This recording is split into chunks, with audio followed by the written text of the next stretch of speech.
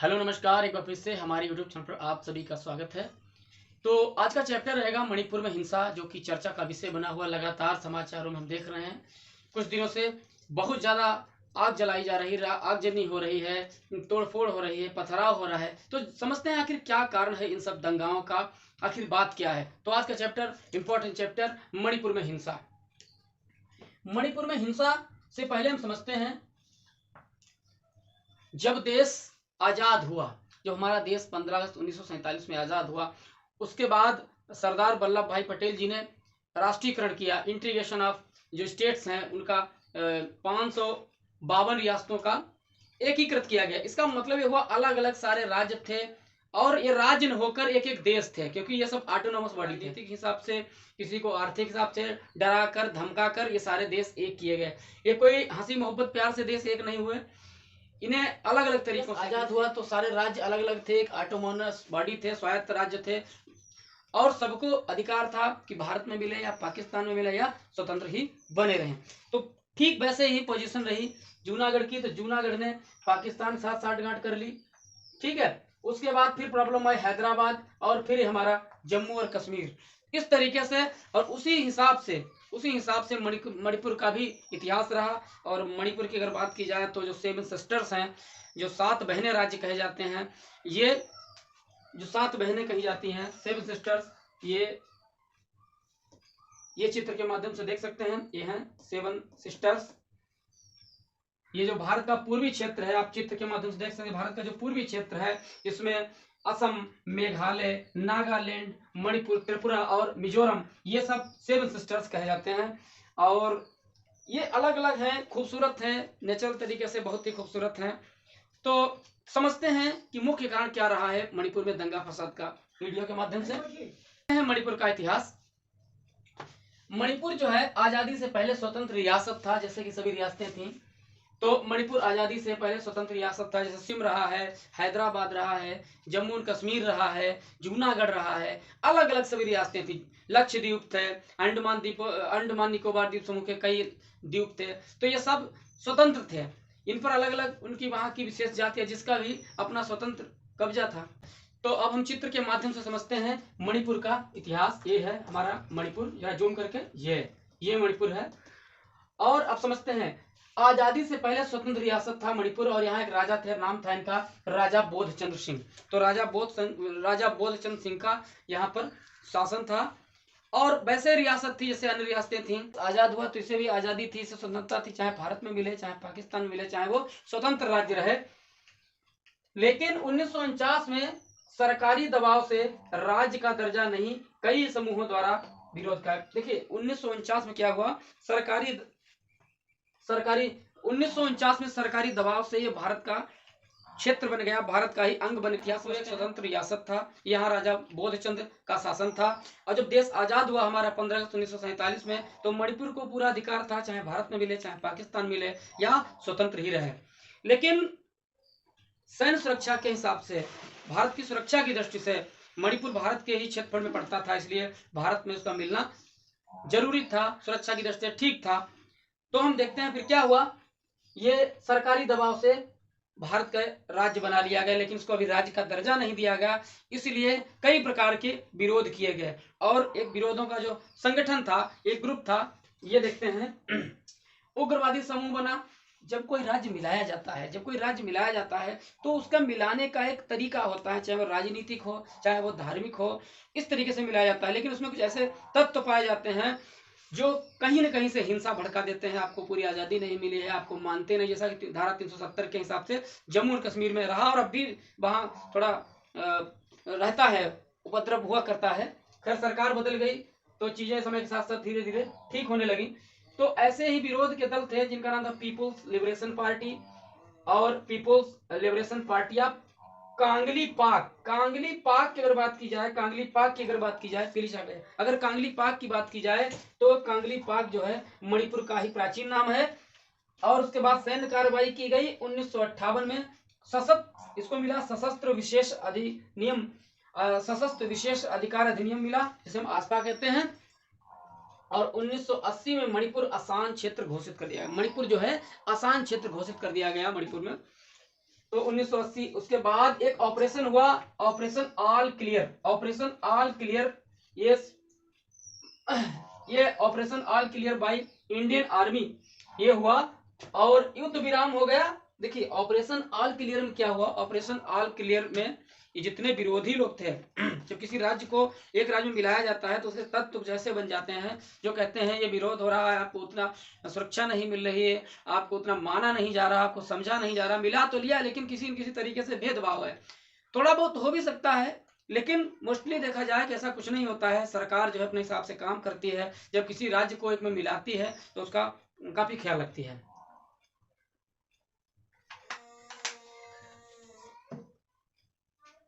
पानी ठीक है, तो फिर आगे बढ़ते हैं। तो ऑपरेशन ऑल क्लियर के माध्यम से जितने विरोधी दल थे, चाहे वो लिबरेशन ऑफ पार्टी रही हो, चाहे वो पीपल्स लिबरेशन पार्टी, इन सबको समझाया गया कि सुधर जाओ नहीं तो सुधार दिए जाओगे।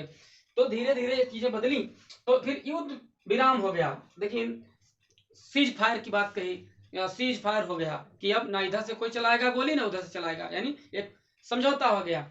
उसके बाद युद्ध विराम समझौता उसके बाद युद्ध विराम समझौता NSCN और इंडियन गवर्नमेंट के बीच में 1997 में हुआ। इसका मतलब लगातार दंगे चलते रहे, चीजों को शांत जो चीजें आसान थी उनको मैनेज किया गया, सरकार के द्वारा चीजें मैनेज की गई। और आगे बढ़ते हैं। अब जो मेन कारण है, ये मेन कारण है कि मणिपुर में क्यों दंगा हुआ। देखिए मणिपुर हिंसा, देखिए मणिपुर में दो जातियां हैं, एक है जनजाति जिसमें कूका और नागा। देखिए कूका और नागा नाम की जनजातियां हैं, शेड्यूल ट्राइब्स हैं जो कि पर्वतीय क्षेत्र में रहती हैं, और एक जाति है मतेई जो कि मैदानी क्षेत्र में रहता है। देखिए मणिपुर का क्या है, पहाड़ भी है मैदान भी है, तो पहाड़ों पर कूका और नागा जनजातियां रहती हैं, मैदान में मतेई रहती हैं। लेकिन अब मतेई का कहना है हमें भी ST बनाइए, शेड्यूल कास्ट का दर्जा दीजिए। उसके अलग अलग कारण है, तो देख सकते हैं। देखिए जनजाति है कूका और नागा, तो ये जनजाति कूका और नागा जो कि पर्वतीय जनजाति है और बहुसंख्यक। अब ये अल्पसंख्यक हैं, ज्यादा नहीं, 73% ये हैं और 53% ये हैं। तो जो जनजातियां पर्वतों पर रहती हैं, नागा और कूका, ये 47% है, जबकि 53% मतेई जनजाति है जो कि OBC और EWS की डिमांड कर रही है। और वैसे ये हैं हिंदू,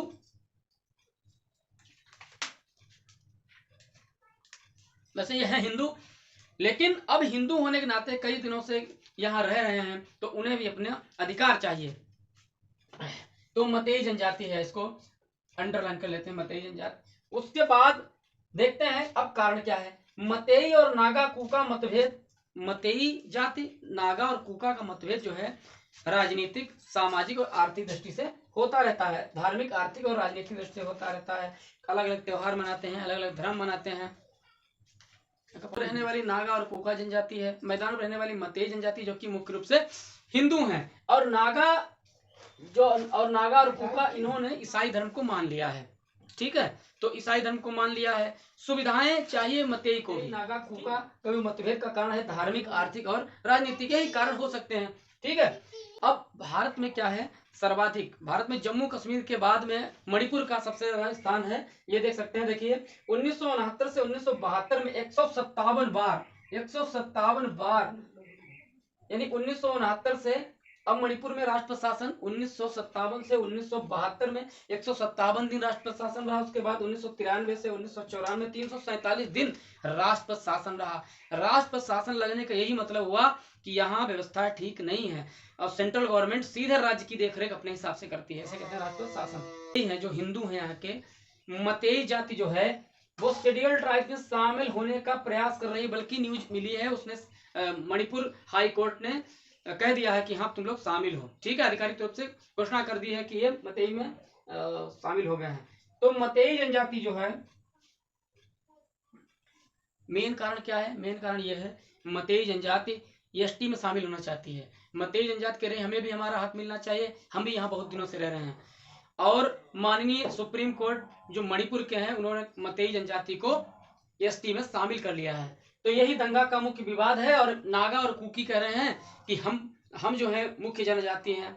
तो आगे देखते हैं 371C धारा 371C के तहत मणिपुर को विशेष राज्य का दर्जा मिला है। देखिए मणिपुर है, मेघालय है, नागालैंड है, इन सबको सेवन सिस्टर और धारा 370 के तहत जम्मू कश्मीर, इन सबको विशेष राज्य का दर्जा मिला था। उसी के तहत मणिपुर को भी 371 के तहत विशेष राज्य का दर्जा मिला, लेकिन मतई को नहीं। अब ये मतई जो जनजाति वहां रह रही है, इसको दर्जा क्यों नहीं, ये मतई का तर्क है। अब देखिए मतई को विवाद के कारण समझ लीजिए। पर्वतीय भूमि खरीदने का अधिकार नहीं, मतई जनजाति रह रही है लेकिन वहां पर पर्वतों पर जमीन खरीदने का अधिकार नहीं है, लेकिन नागा और कुकी मैदान में जगह खरीद सकते हैं।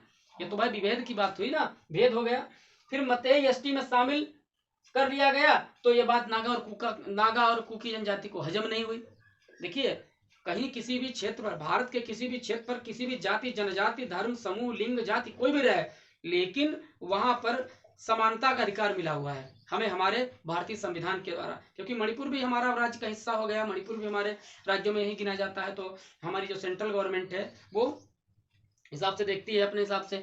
अब देखते हैं विशेष राज्य दर्जा में क्या होता है। विशेष राज्य दर्जा का मतलब ये हुआ, अगर यहाँ का लड़का लखनऊ पढ़ने जाए, यानी मणिपुर का लड़का दिल्ली में पढ़ने जाए, मणिपुर का स्टूडेंट दिल्ली में पढ़ने जाए, तो मणिपुर राज्य सरकार उसकी हेल्प करेगी, दिल्ली सरकार अलग हेल्प करेगी और सेंट्रल गवर्नमेंट अलग करेगी। ऐसे कई प्रकार की सुविधाएं मिलती हैं जिनसे ये मतई जाति जो है वंचित है। ठीक है, और आगे बढ़ते हैं। मई में अब देखिए सबसे जो लेटेस्ट कारण हुआ, सबसे लेटेस्ट कारण ये, मई में आदिवासी मार्च के दौरान हिंसा हो गई।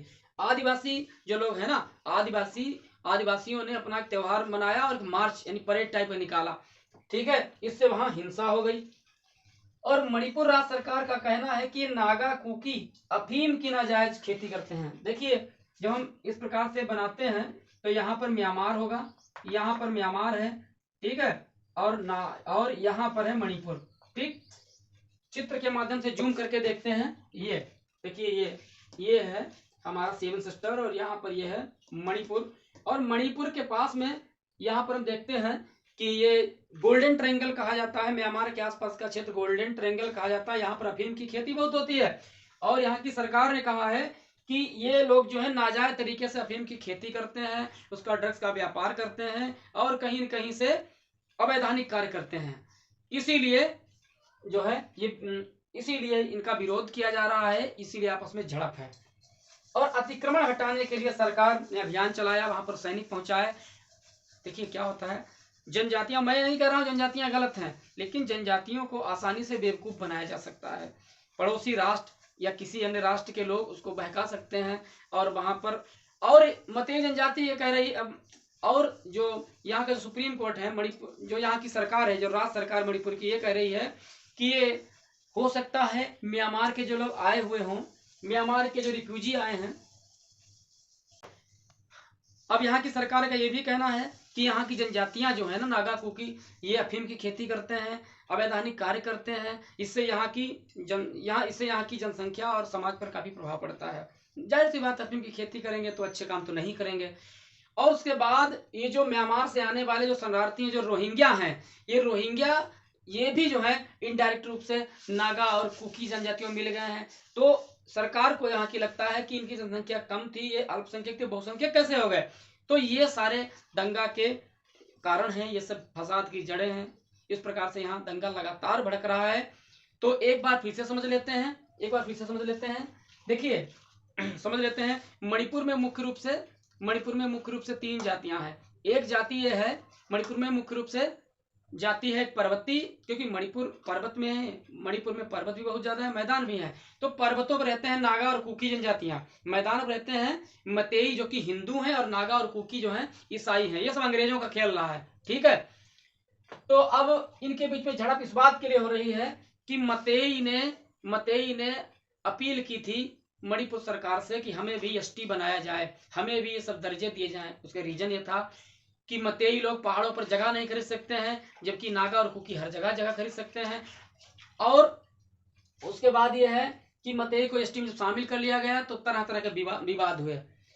अब ये लोग क्या करते हैं, जो जनजातियां, वैसे तो हैं जनजातियों का काम होता है जंगलों में रहना, आदिवासी जनजातियां जंगलों में रहती हैं, जंगलों की देखरेख करती हैं। लेकिन इन वाली जातियों में कुछ ऐसे कहना चाहिए अराजक तत्व तो ऐसे हैं जो जंगलों को साफ करते हैं, नाजायज तरीके से, यानी वहाँ की सरकार की अनुमति के बिना ही, और वहाँ पर क्या करते हैं, अवैधानिक व्यापार करते हैं अफीम का, जो कि म्यांमार के पास जो गोल्डन ट्रायंगल है वहाँ पर अफीम मिलती है, और इधर अफगानिस्तान के पास में गोल्डन ट्रायंगल है, तो अलग अलग गोल्डन ट्रायंगल भी हैं। तो ये सारे कारण ये हैं, और मुख्य रूप से यही है कि ये जब से एसटी में शामिल कर लिए गए हैं तब से ये विवाद और भड़का है। तो इस तरीके से ये विवाद है, मणिपुर में हिंसा का कारण है, और यही मणिपुर में हिंसा का कारण है। तो आज का वीडियो इतना ही, मिलते हैं किसी शानदार वीडियो में, तब तक आप लाइक और सब्सक्राइब करते रहिए ताकि वीडियो बनते रहें। नमस्कार।